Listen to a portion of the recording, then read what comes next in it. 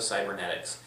I just recently read this book, Psycho-Cybernetics, just a couple months ago, and it's basically a book about how you can change your self-image to get things done more quickly, more efficiently, and with much more power than you could possibly in the past. And this book was actually written by someone who was a plastic surgeon. He did plastic surgery on hundreds of professionals and just people in society. And what happened was he realized that some people, after plastic surgery, would see themselves differently, would act differently, would be more confident. People that had been single their whole life and kept losing their jobs would get married and become a successful executive in a well-known business.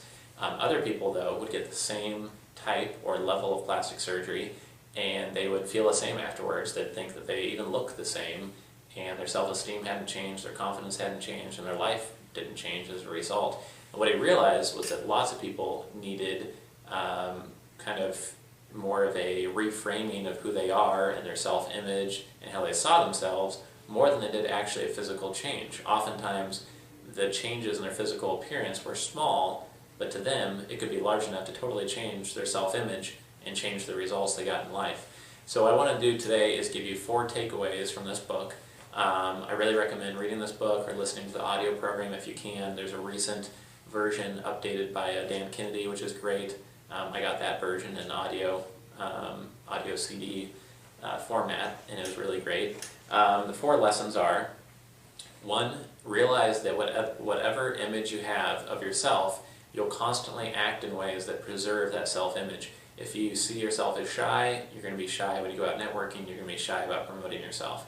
If you see yourself as very intelligent, then you're going to walk as if you're intelligent, you're going to write your resume as if you're intelligent. Everything you do is going to be aligned with that belief. So just recognize that whatever beliefs you have at your core is how you're going to streamline and align everything that you do in life on the subconscious and conscious level.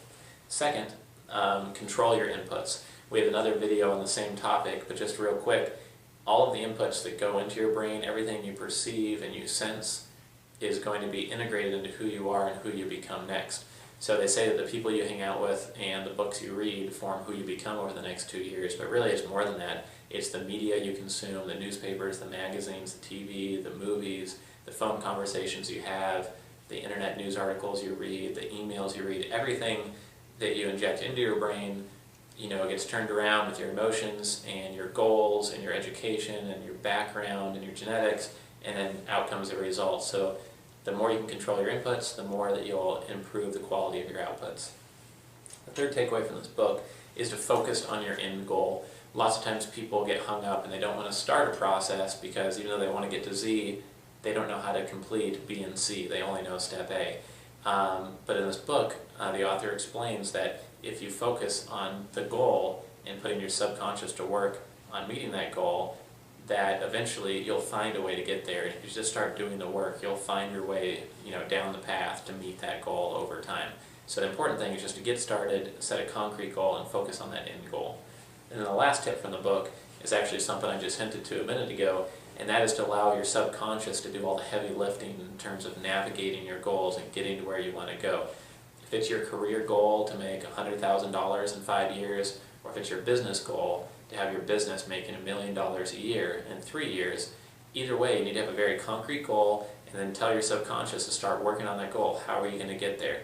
Start writing a very rough business plan or career plan, to set a framework for possible ways to get there, but then put your subconscious to work and look at that plan, once a week, once a month, for 4 or 5 months, and eventually you will have a route, that you can follow to get there, and your subconscious will help you come up with these solutions and also help you kind of pick out in your environment potential opportunities that are going to help you meet your goal.